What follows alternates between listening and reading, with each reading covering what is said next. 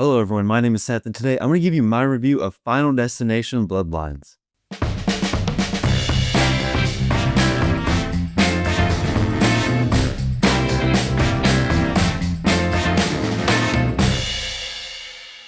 Final Destination Bloodlines is the sixth film in the franchise, and it's the first film since 2011. Now, I thought maybe they would just be done with this franchise, but it's been long enough and they decided to go back to it. During the mid 2000s, they were kind of starting to put them out every 2 or 3 years. And so I think maybe it got a little bit stale. Giving it some time to breathe probably was the right decision. And while this was very much so a Final Destination film, they did a couple of things here and there to kind of give it a little bit more life.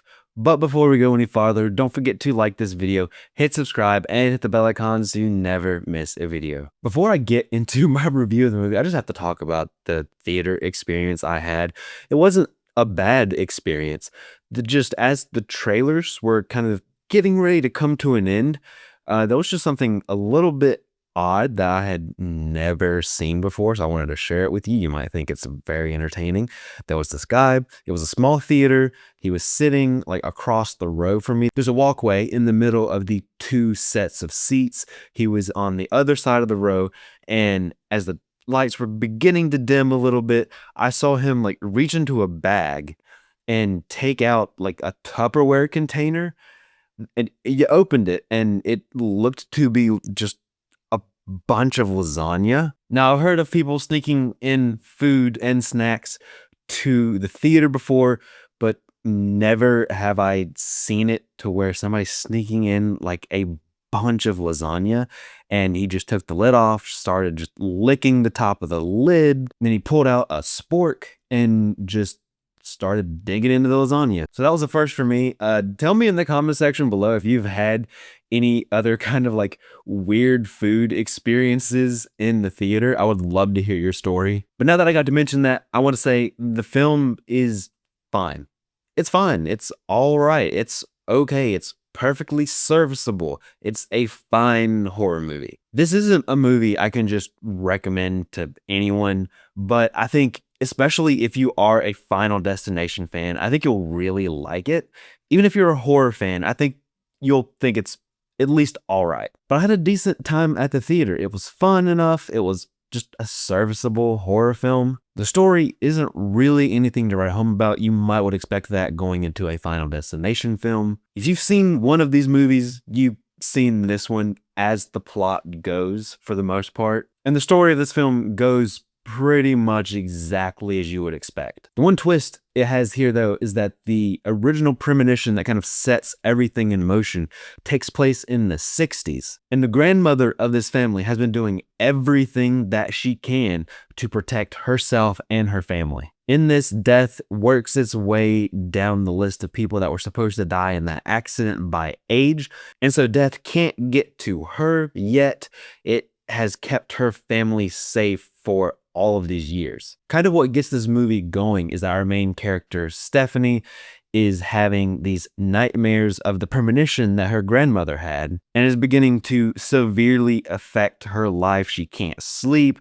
She's failing her classes. So it's gotten bad enough to where she might potentially lose her college scholarship. She goes back home and tries to figure out what this is going on, and that's what really kickstarts the story and the events of this film. Throughout this film, I will say there are a couple of fun fake outs that they have, but overall, it's exactly how you would expect a Final Destination film to go. If you know the franchise, they do subvert your expectations a couple times here and there throughout this, and I really appreciate that. They have a couple of throwbacks and references to the previous films, and I won't spoil anything, but there's one thing pretty close to the beginning where I was just like, oh, okay, that's pretty neat. I see what you're going for there. I just didn't expect it. It was kind of a twist on what they normally do at the beginning of these films, and it was really appreciated. I do want to go ahead and mention that I absolutely love the scene with Tony Todd. This was his last performance before he passed away, so this was really great to get to see him and hear his voice again. Even though it was just one scene, he definitely was the big standout of this film, and really when you think of Final Destination,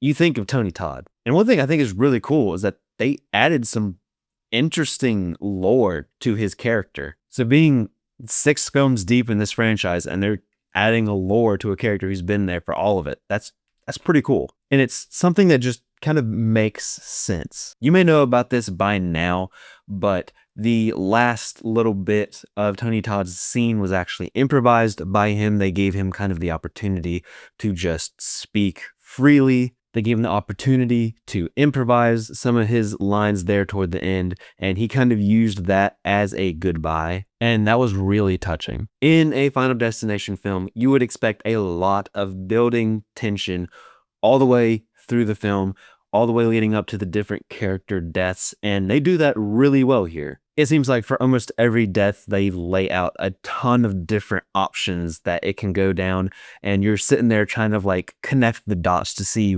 where this is going to go, and you kind of find yourself predicting what's going to happen. They do a couple fake outs here and there, but overall, it's a lot of fun. I will say, I think the climax of the third act is maybe a little bit weak. I feel like it just kind of should have a bigger spectacle. I feel like we're building up so much to this kind of final confrontation, this final event, and then that event is just kind of like, whatever. There was a cool explosion there in that final act, and it looked great on film, but the final climax and resolution I felt was just too weak. And of course, for a Final Destination film, you're looking for the creative ways they have for people to die. You're looking for the blood.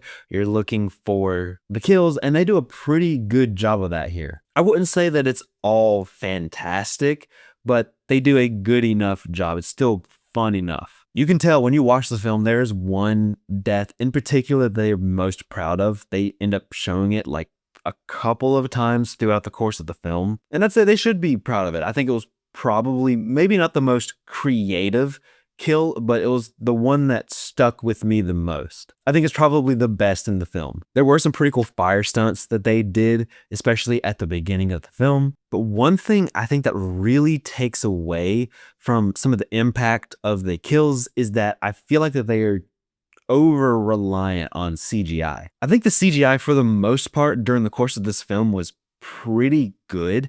It's just I feel like they struggled when it came to CGI on humans. I feel like basically every death used CGI, and I feel like a lot of the CGI on those deaths were just overall not great, and it kind of came out a little distracting. I really wish that they would have done more practically. And I don't know a ton of behind the scenes, but if they did actually film more with practical effects, then they definitely covered it up with CGI in the final product. But even with the CGI, if you want some creative, brutal, and bloody kills, this film has it. One issue I do have with this film is that it feels like since they knew a lot of the characters were going to die, they just didn't even bother making them like real well-rounded characters. And I'll be completely honest, I didn't remember any of the characters' names, including the main character, Stephanie. I did not remember any names. And I realized that as I was sitting down to write my notes for this video. So that goes to show how little impact any of these characters had on me. I just didn't care about the characters, and I think that kind of makes the film suffer. Maybe that was intentional. Maybe we're supposed to sit back and just mindlessly watch the chaos unfold. But even if it was intentional, I would say that that's the wrong choice. A film like this would work a lot better if I actually cared about the characters and I actually wanted these characters to survive. And I just didn't care about any of the characters, including the main character. And I also feel like throughout the course of this film, there was a lot of like character shortcuts. There's one character when we start to enter the third act that we just basically completely forget about. He's just not in the movie the rest of the way. But for an example, we go from our main character not wanting anything to do with her mom. She doesn't even want to be in the same room with her mom. Only for 2 or 3 scenes later, that kind of story thread is kind of abandoned, forgotten about, and they're just working together kind of like nothing really ever happened. With all of these characters, with all of these relationships between the characters, there's not really any development. Things just kind of happen. There's one character who gets some massive news for him, and it completely changes the way he thinks about his relationships and he thinks about his life. And then literally like 45 seconds later, he's just kind of okay with it. It's just kind of whatever, and we never really talk about it again. It's just that everything with the characters in this film is just so bare bones. Even with our main character, literally the only thing we know about her is that she does not want a relationship with her mother, and that she is a student, and that she loves her brother. Well, we pretty much drop the student aspect right away. And then, like I said, that thread with her mother just isn't really applicable after a couple of scenes of them together. So when you don't care about the characters and you don't care about these decisions and the decisions don't make sense, you just can't relate to the characters, and the deaths, the peril that these characters are put into just doesn't really affect you like it should. It just overall makes it harder for you to get invested in the film. Some of the dialogue in this is actually really good. Some of it just seems so smooth and natural, like with Stephanie and her brother. That just seems like some real reactions, some real conversations that they have with each other. They talk and argue like a brother and sister would. But then there's some lines that are incredibly out of place. They feel like they were only put there to be a trailer line, and those are completely obvious, and that kind of took me out of the film a bit. As far as the performances go,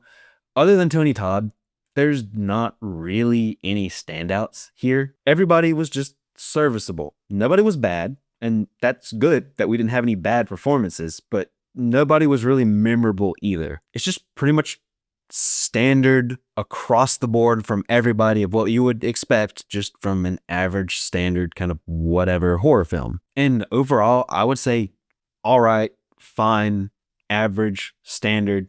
That's a great way to describe this film kind of all the way around. It was enjoyable enough. I had a good time at the theater. It was fun enough, but just completely fine, completely average.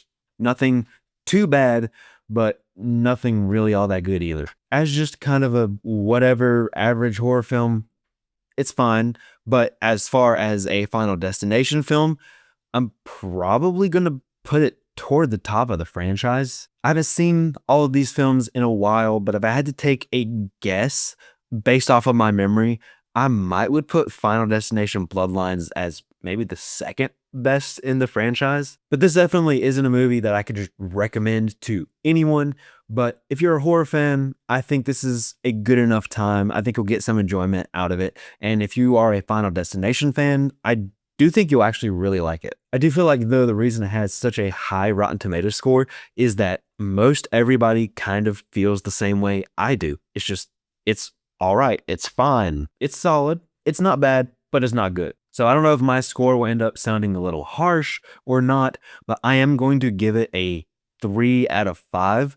It's still a positive 3 out of 5, if that makes sense. But that's it. That's my review of Final Destination Bloodlines. If you've seen this film, let me know what you thought in the comments section down below. I'd love to have a conversation with you about it. Thank you so much for watching. I really appreciate it. Don't forget to like this video, hit subscribe, and hit the bell icon so you never miss a video. You can follow me on social media pretty much anywhere at CinemaSeth, and I'll see you next time.